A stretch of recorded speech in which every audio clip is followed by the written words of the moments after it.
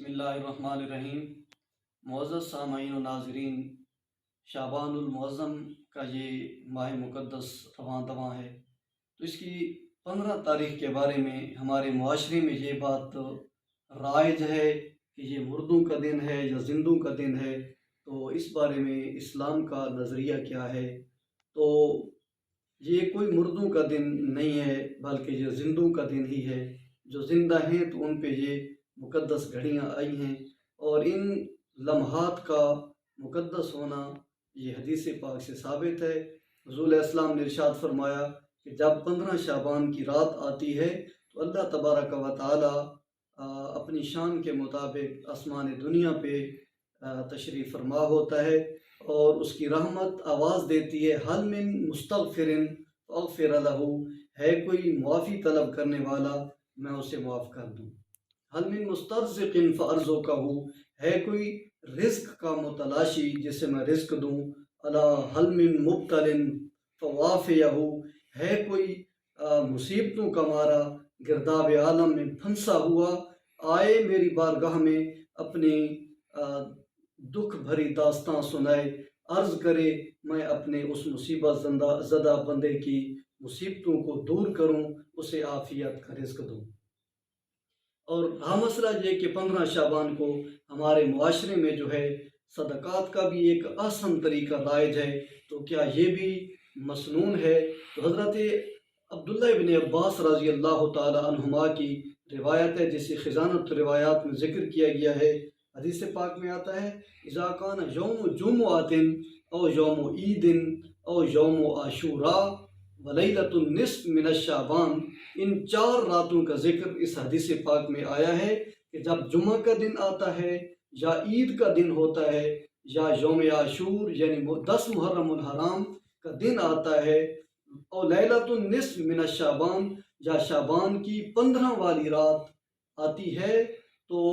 جو ہیں تأتی ارواح الاموات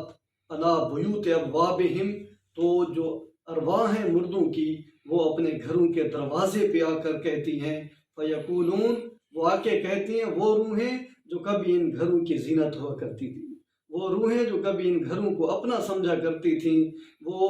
ہمارے احباب جو ان گھروں کے مالک ہوا کرتے تھے، آج گھر کے دروازے پہ آ کے دستک دے کے کہہ رہے ہوتے ہیں، ندا دے رہے ہوتے ہیں، حل من احد یذکرنا، ہے کوئی اس گھر میں ہمارے لیے جو ہمیں یاد کر رہا،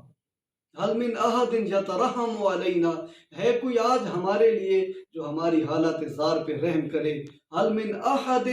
یذکر غربتنا، ہے کوئی آج ایسا شخص اس گھر میں جو ہماری اس بے بسی کا مداوع کرے، ہمیں آج یاد کرے۔ تو اس لیے علماء نے لکھا اس رات کو 10 محرم الحرام شریف کو 15 کی رات کو اپنے جو ہیں ہمارے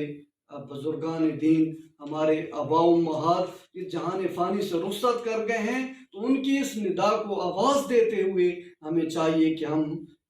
تمام امت مسلمہ کی ارواح کو ایصال ثواب کریں۔ گویا اس حدیث پاک کی روح سے وہ ہمارے جو فوت شدگان لوگ ہیں وہ ہمارے گھروں کی طرف واپس آتے ہیں اور ہم سے مطالبہ کر رہے ہوتے ہیں کہ ہم بے بس ہیں، آؤ ہماری دستگیری کرو، ہماری اس غربت کے لمحات میں ہماری جو ہے مدد کرو۔ تو ماہ شعبان کی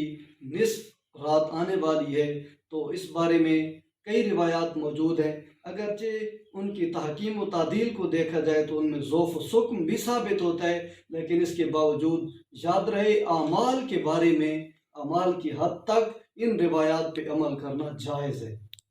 تو ویسے بھی اللہ تعالیٰ کی رحمت سدائے دل نواز دے رہی ہوتی ہے کوئی آج معافی مانگنے والا جسے میں معاف کر دوں؟ تو اللہ کی بارگاہ میں 15 شعبان 14 شعبان کی اثر نماز پڑھ لینے کے بعد 40 مرتبہ جو شخص لا حول ولا قوت الا باللہ العلی العظیم پڑھ لیتا ہے، روایات میں آتا ہے اللہ تبارک و تعالیٰ اس کے 40 سال کے گناہوں کو معاف فرما دیتا ہے۔ اور یہ بھی منقول ہے کہ جو 15 شعبان کی رات کو بیری کے 7 پتوں کو ابال کر انہیں جوش دے کر ہنڈیا میں اس پانی کے ساتھ جو شخص غسل کرتا ہے، اللہ تبارک و تعالیٰ اسے سارا سال جادو کے برے اثر سے محفوظ فرما دیتا ہے۔ ویسے بھی بیر انتہائی